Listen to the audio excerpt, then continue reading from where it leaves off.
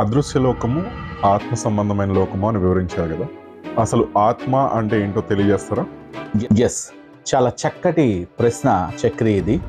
ఎందుకు అంటే నేను ఒక ఆత్మని, నాకు ప్రాణం ఉంది. నేను నా ప్రాణంతో అంటే నా జీవంతో కలిసి ఈ శరీరంలో ఈ భూలోకంలో జీవిస్తున్నాను అన్న విషయము తెలియనటువంటి స్థితిలో ప్రతి ఒక్క మనిషి జీవించేస్తూ ఉన్నారు. సామాన్యమైనటువంటి మనుషుల కోసం మాత్రమే కాదు నేను ఈ మాట చెప్తుంది. నేను జ్ఞానిని, చాలా జ్ఞానం కలిగి ఉన్నాను, ఈ లోకంలో చాలా ఉన్నతమైన స్థితిలో ఉన్నాను, చాలా అత్యున్నతమైనటువంటి స్థితిలో ఉన్నాను అని చెప్పుకుంటున్నటువంటి అనేక మందికి ఈ జ్ఞానం లేదు. ఇప్పుడు నేను నీకు కనపడుతున్నానా అంటే నేను కాదు కనపడేది, నా శరీరం నీకు కనపడుతుంది. నేను నా ఈ శరీరంలో జీవిస్తూ ఉన్నాను. నన్ను నేనే చూసుకోలేదు. అద్దం ముందుకెళ్ళి నన్ను నేను చూసుకున్నప్పుడు నాకు కనపడేది నా శరీరమే, నేను కాదు. నేను ఎక్కడున్నాను అంటే ఈ లోపల ఉన్నాను. ఇది ఎలా తెలుస్తుంది అంటే నా లోపల ఉన్న నేను బయటికి వెళ్ళిపోయాను అనుకో, ఈ శరీరము నేల మీద పడిపోతుంది. అంటే ఈ శరీరం నన్ను మోస్తుందా, నేను ఈ శరీరాన్ని మోస్తున్నానా? ఈ శరీరమే అని అనుకుంటున్నారు అందరూ. కాదు, నేనే నా శరీరాన్ని మోసుకుంటూ తిరుగుతున్నాను. ఈ శరీరం నన్ను మోస్తుంటే నేను లోపల ఉన్నా లేకపోయినా అది కదులుతూ ఉండాలి. ఆత్మకున్న బలం ఎలాంటిదంటే ఈ చెయ్యిని ఇలా లేపావు, నీకు ఇంకా సులువుగా అర్థమయ్యే విధంగా చెప్పాలంటే ఈ లోపల ఉన్న నేను అంటే ఈ జీవాత్మ బయటికి వెళ్ళిపోయింది. ఈ శరీరము ఒక 70 కేజీలో 80 కేజీలో వెయిట్ ఉంది నేనున్నప్పుడు. నేను బయటికి వెళ్ళిపోయిన తర్వాత నా శరీరాన్ని నలుగురు మొయ్యాలి అంటే చాలా కష్టం. శరీరం వెయిట్ కూడా పెరిగిపోయినట్టుగా అనుకో. ఈ శరీరాన్ని శ్మశానానికి తీసుకెళ్లేటప్పుడు నలుగురు కాదు 10 మంది మోసినా కూడా అందరికి ఆయాసం వస్తుంది కూడా. మార్చి అంత బరువైనటువంటి ఈ శరీరము లోపల నేను ఉన్నప్పుడు చాలా తేలిగ్గా ఉన్నట్టుగా. అంటే లోపల నేను ఉన్నప్పుడు 80 కేజీలు అనుకుందాం, నేను బయటికి వెళ్ళిపోతే ఇది 160 కేజీలు అయిపోతుంది. నేనెవరు అంటే అసలైన వ్యక్తిని నేనే, ఆత్మని. అంటే ఇప్పుడు ఆత్మ అంటే 1 కొరింథీ 15వ అధ్యాయంలో పౌలు గారు ఈ రకంగా తెలియచేశారు. శరీర సంబంధమైనటువంటి అంటే భౌతిక సంబంధమైన శరీరం ఎలా అయితే ఉందో ఆత్మ సంబంధమైన శరీరము ఉన్నదని. సో దట్ ఈ భౌతిక సంబంధమైన శరీరము అంటే కంటికి కనపడే ఈ శరీరము తాత్కాలిక. 2 కొరింథీ 4వ అధ్యాయం 17-18 వచనాల్లో పౌలు గారు తెలియచేశారు కదా, దృశ్యమైనవి అనిత్యములు, అదృశ్యమైనవి నిత్యములు. సో లోపల ఉన్న అదృశ్యమైన నేను నిత్యము ఉంటాను, ఆత్మకి చావులేదు. అంటే ఆత్మ అంటే అసలైనటువంటి వ్యక్తి. సింపుల్గా అర్థం చేసుకోవాలి. ఆత్మ అంటే అసలైనటువంటి వ్యక్తి. ఇప్పుడు నేను ఒక వ్యక్తిని, నీకు కనపడే వ్యక్తి నా శరీరం, కానీ ఈ శరీరము తాత్కాలిక, కొద్ది కాలమే కనపడుతుంది. బట్ అసలైన వ్యక్తి ఎక్కడున్నాడు అంటే లోపల ఉన్నాడు. అతను శాశ్వత కాలం ఉంటాడు. Inner being, inner man, inner person అని అంటాం. సో ఆత్మ శాశ్వత కాలం ఉండే వ్యక్తి. ఈ ఆత్మ సంబంధమైన లోకంలో నుంచి ఈ భౌతిక సంబంధమైన లోకంలోనికి వచ్చాము. మళ్ళీ ఒకరోజు ఈ భౌతిక సంబంధమైన లోకాన్ని విడిచి ఆత్మ సంబంధమైన లోకానికి వెళ్ళిపోతాం. బైబిల్ చాలా క్లియర్గా తెలియజేస్తుంది. లోకంలో ఉన్న వ్యక్తులు కూడా ఈ మాట అంటారు, వచ్చేటప్పుడు ఏమీ తీసుకురాలేదురా, పోయేటప్పుడు ఏమీ తీసుకొని పోలేమురా. అంటే ఎక్కడి నుంచో ఇక్కడికి వస్తున్నాము. దేవుడు మనల్ని సృష్టించినప్పుడు ఆత్మరూపిగా అంటే స్పిరిచువల్ పర్సన్గా సృష్టించారు, స్పిరిట్ బీయింగ్గా సృష్టించారు. మనకు ఒక జీవాన్ని ఇచ్చారు, ఆ జీవాత్మని ఈ శరీరంలోనికి పంపించారు. ఇంకా క్లియర్గా చెప్పాలంటే నా ఊపిరి నా ఆత్మ, నా ప్రాణము నా రక్తంలో ఉంది, నా శరీరంలో పంచేంద్రియాలు ఉన్నాయి. ఈ విషయము, ఈ సబ్జెక్టు గత 15 సంవత్సరాలుగా దొరికినటువంటి ప్రతి ఒక్క వ్యక్తిలోనికి ఇంజెక్ట్ చేయడానికి ప్రయత్నం చేస్తూనే ఉన్నాను. ఎందుకంటే జీవించే ప్రతి ఒక్క వ్యక్తి తన శరీరం కోసం జీవిస్తున్నాడు, కానీ తన ఆత్మ అంటే తన రక్షణ కోసం తను ఏమీ చేయలేనటువంటి స్థితిలో జీవించేస్తాడు. చాలా సింపుల్. ఉదాహరణకు ఆలోచించు. ఉదయం లేచిన దగ్గర నుంచి లేవంగానే మొహం కడుక్కో.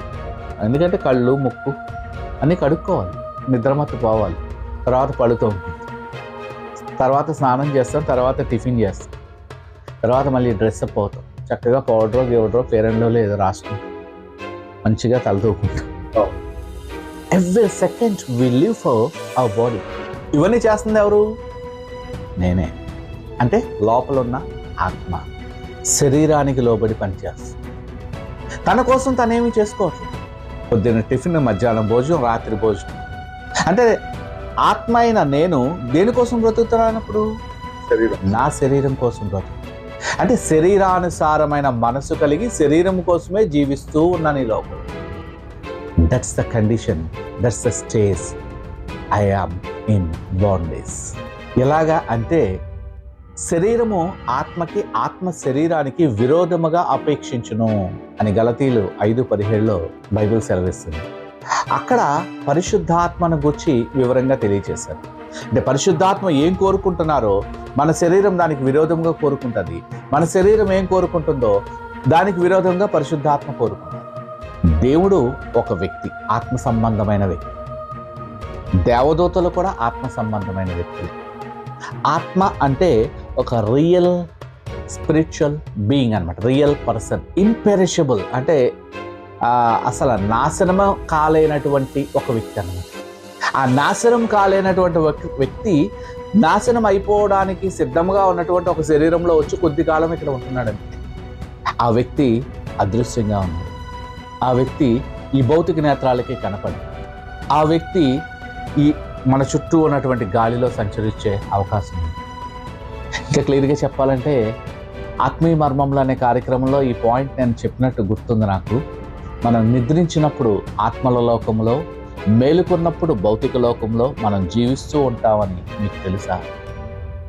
ప్రతిరోజు మనము మన శరీరాన్ని బెడ్ మీద విడిచి ఆత్మ సంబంధమైన లోకానికి జర్నీకి వెళ్తాం.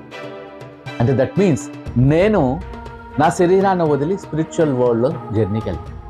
మళ్ళీ మార్నింగ్ నా బాడీలోనికి వస్తాను. ఆత్మకి నిద్ర లేదు, ఆత్మకి చావు లేదు, ఆత్మకి ఆకలి లేదా? ఉన్నది. బట్ జస్ట్ లైక్ నేను ఒక ఆత్మని, నేను శరీరంలో ఉన్నాను. పొద్దున్న, మధ్యాహ్నం, సాయంత్రం తింటున్నాను. నేను నా కోసం తింటున్నానా, నా శరీరం కోసం తింటున్నానా? శరీరం కోసం.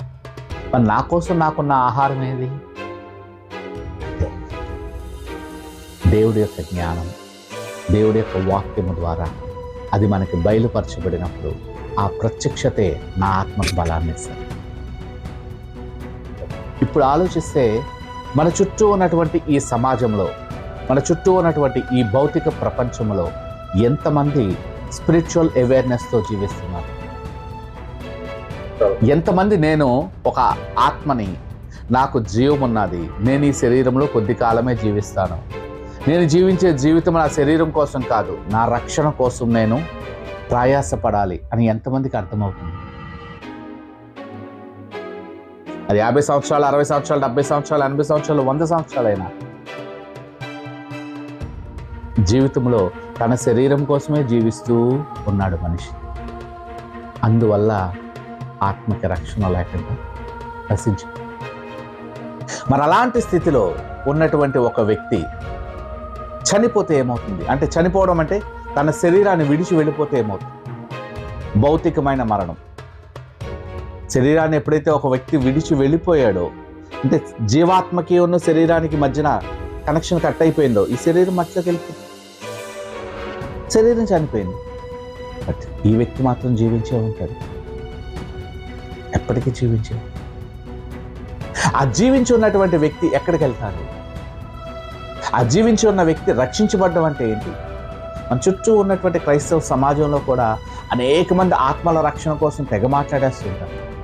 వెరాస్ వాళ్ళకే నిజమైనటువంటి ఆత్మరక్షణ ఉన్నదో లేదో క్వశ్చన్ మార్క్.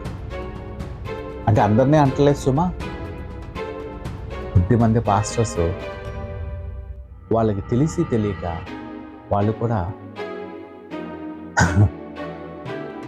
వాళ్ళంతటా వాళ్ళే సేవకు వచ్చి ఇవి అనేకమైన విషయాలు బోధించేయడం వల్ల ఈ స్పిరిచువల్ మ్యాటర్స్ అర్థం కావు.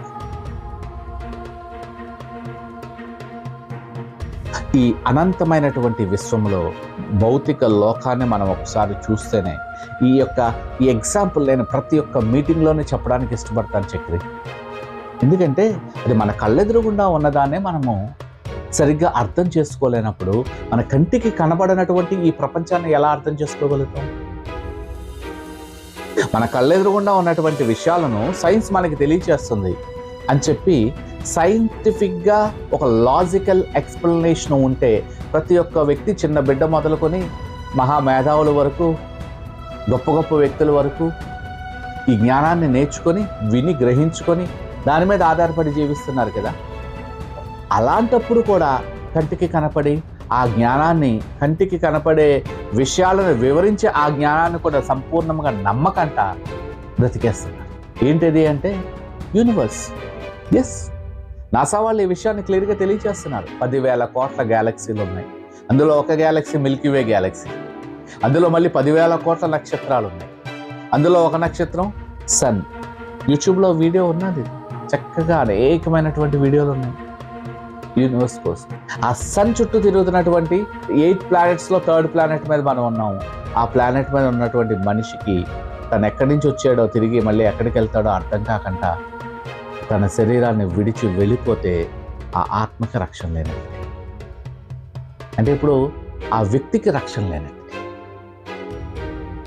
తన శరీరాన్ని విడిచేంత వరకు నేను అంటే శరీరం కాదు, అయ్యో ఇంతకాలం నేను ఈ శరీరం కోసమే బతికానా, ఈ శరీరాన్ని పోషించుకోవడం కోసం, ఈ శరీరానికి సౌందర్యం కోసం, శరీరానికి ఆహారం కోసం, శరీరాన్ని శుద్ధి చేసుకోవడం కోసం, శరీర అభిలాషలు తీర్చుకోవడం కోసం, శరీర ఇచ్చలు నెరవేర్చుకోవడం కోసమే నేను ఈ 100 సంవత్సరాలు, ఈ 70 సంవత్సరాలు, 80 సంవత్సరాలు బ్రతికేశానా అన్న విషయము తన శరీరాన్ని విడిచి వెళ్ళి నశించిపోతున్నటువంటి స్థితిలో, అంటే నిత్య శిక్షకి దేవుడు నిర్ణయించినటువంటి ఆ లోకానికి వెళ్ళినప్పుడు అప్పుడు అర్థమవుతుంది.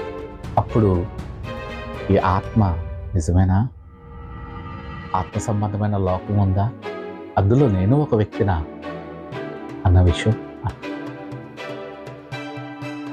ఈ యొక్క విషయాలు అన్సీన్ వరల్డ్, అదృశ్యలోకం అనే కార్యక్రమంలో బేసిక్గా చాలా క్లియర్గా ఎక్స్ప్లెయిన్ చేయడం జరిగింది. రాబోయే రోజుల్లో మనము ప్రోమో ఆల్రెడీ ప్రజెంట్ చేసాం. మనం చూసే ఉన్నట్టు ఆ ప్రోమో కోసం ఏమనిపించింది అది చూసినప్పుడు? చాలా అద్భుతంగా. ఒక మనిషి అంటే మనిషి జర్నీ ఎక్కడి నుంచి అయితే స్టార్ట్ అవుతుంది, ఎప్పుడు ఎక్కడ ఎవరికి జన్మించాలో మనము కోరుకోలేము కదా. అలా కోరుకునే ఫలమైతే చాలా అద్భుతమైనటువంటి రాజుకో రారాజుకో మనం జన్మించాలని కోరుకుంటాం. ఆ దేవుణ్ణి రాకముందే అడుగుతాం. ఆయన ఏ ట్రంప్ గారికో, ఏ జార్జ్ బుష్కో, ఏ ధీరుభాయ్ అంబానీకో మనం పుడితే చక్కగా పుట్టుకతోనే కోటీశ్వర్లకు పుడతాం కదా. అలాగే ఎప్పుడు ఎక్కడ ఎలా మరణిస్తామో కూడా మనకి. ఈ ప్రోమో అనేక మంది హృదయాలకు హత్తుకున్నది. ఆ ప్రోమో చూసిన చాలామంది కాల్స్ చేశారు, ఇది ఎప్పుడు స్టార్ట్ చేస్తారు అని చెప్పి దేవుడు ఇచ్చిన సమయంలో దాన్ని స్టార్ట్ చేస్తాను అని చెప్పడం జరిగింది. సో ఎనీహౌ ఈ కార్యక్రమంలో నాతో పాటు ఈ రకంగా జాయిన్ అయ్యి, ఈ moment God's time is the best time, God's chosen person is the right person, ఇలా జాయిన్ అయినందుకు నేను కూడా నీకు చాలా థ్యాంక్స్ చెప్పాలి చెప్పి. చాలా థ్యాంక్స్ అండి. సవివరంగా విషయాలన్నింటినీ అర్థమయ్యేటట్టు వివరించారు. చాలా థ్యాంక్స్. అలాగే మన వీక్షకులు కూడా ఈ విషయాలన్నీ అర్థమై ఉంటాయని నేను అనుకుంటా ఉన్నాను. ఒకవేళ ఎవరికైనా అర్థం కాకపోతే నాకు టెక్స్ట్ చేయండి, యూట్యూబ్లో కింద మెసేజ్ చేయొచ్చు, లేదంటే నెంబర్స్ ఉన్నాయి స్క్రీన్ పైన కనపడుతున్న నెంబర్స్కి కాల్ చేయొచ్చు. మీకున్నటువంటి డౌట్స్ క్లారిఫై చేసుకోవడానికి నాకు ఎప్పుడైనా మీరు కాల్ చేయొచ్చు. పరిశుద్ధాత్మ నాకు అనుగ్రహించినటువంటి ఆ ప్రత్యక్షతను బట్టి, ఆ అభిషేకాన్ని బట్టి నేను వీలైనంత సమయాన్ని, హృదయాన్ని మీకోసం వెచ్చించడానికి నేను సిద్ధంగా ఉన్నాను. మీ హృదయంలో ఉన్నటువంటి సంశయాలను తొలగించడానికి దేవుడు నాకు ఇచ్చినటువంటి శక్తి కొలది నేను పనిచేస్తాను, ప్రయత్నం చేస్తాను. ఒకవేళ మీరు అడిగిన ప్రశ్నకి నా దగ్గర సమాధానం లేకపోతే నేను ఉపవాసం ఉండి దేవుడు సన్నిధిలో కనిపెట్టుకొని ఆ ప్రశ్నకు సమాధానం వచ్చేంత వరకు ఆయన సన్నిధిలో నేను కూడా ధ్యానం చేస్తూ గడుపుతాను. నాకు ఆ ప్రత్యక్షత కలిగిన మరుక్షణమే నేను మరలా మీకు కాల్ చేసి అవి మీకు తెలియచేయడం జరుగుతుంది.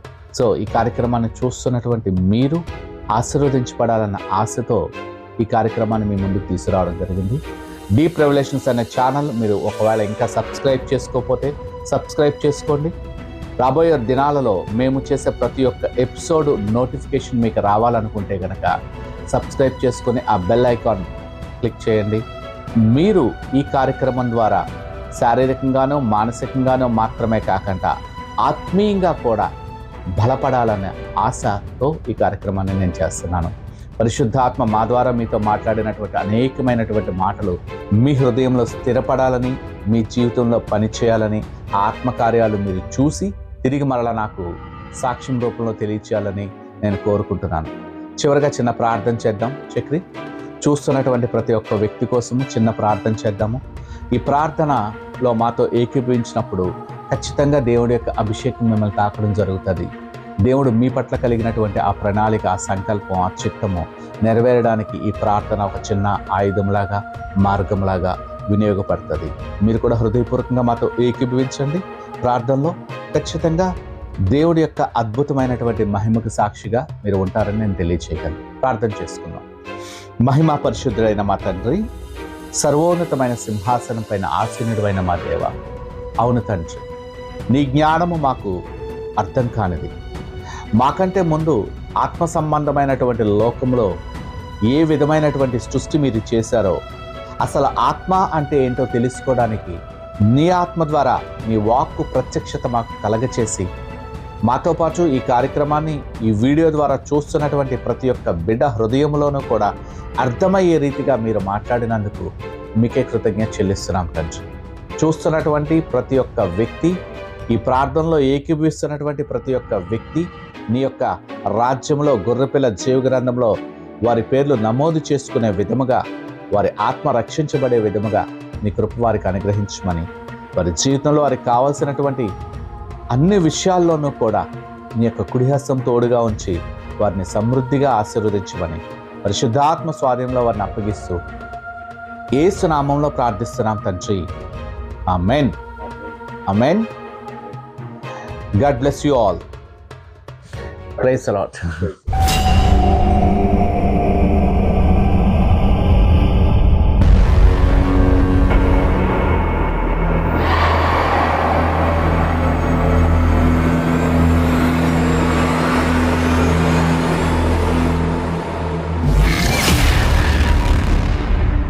మన చావు పుట్టుకలు మన చేతిలో లేవు. ఈ భూమిపైన ఎప్పుడు ఎక్కడ ఎవరికి జన్మించాలో మనం కోరుకోలేం. ఎప్పుడు ఎక్కడ ఎలా మరణిస్తామో కూడా మనకి తెలియదు. కనీసం ఈ శరీరంలో జీవించే జీవితమైన మన ఆధీనంలో ఉందా, లేక శరీరం లేని వేరొక ఆత్మలు మన దేహంలో చేరి మన జీవితాన్ని శాసిస్తున్నాయా? భూలోకంలో జన్మించే జంతువులకు కూడా ఆత్మలు ఉన్నాయని మీకు తెలుసా? జంతువులకు జీవం మాత్రమే ఉంటుందని అనేక మంది అపోహలు పడుతున్నారు. అసలు బైబిల్ ఈ విషయంలో ఏం చెప్తుంది? అనంతమైన ఈ అదృశ్య లోకంలో రెండు ఆత్మ సంబంధమైన రాజ్యాలు పూర్తిగా వ్యతిరేకమైన లక్ష్యాలతో ఈ భూగ్రహాన్ని పాలిస్తున్నాయన్న నిజం మీకు తెలుసా? మన ఆలోచనల వెనక అనేకమైన ఆత్మల స్వరాలు ఉన్నాయన్న విషయం మీరు గ్రహించారా? ఆలోచనలు, తలంపులు, ఊహలు, భావోద్రేకాలు, కలలు, దర్శనాలు, మాటలు ఇవన్నీ ఆత్మ సంబంధమైన అదృశ్య లోకానివే అని మీరు తెలుసుకున్నారా? ప్రతి క్షణం మనం జీవించే జీవితం వెనకాల అనేకమైన అదృశ్య శక్తులు మనల్ని కంట్రోల్ చేస్తున్నాయన్న వాస్తవం మీరు తెలుసుకోవాలనుకుంటున్నారా? అయితే అన్సీన్ వరల్డ్, అదృశ్య లోకం అనే ఈ ఛానల్ని సబ్స్క్రైబ్ చేసుకోండి. మీ జీవితంలో మీకు తెలియని అనేకమైన మర్మాలు తెలుసుకోండి. విజయంలో జీవించండి. Stay tune.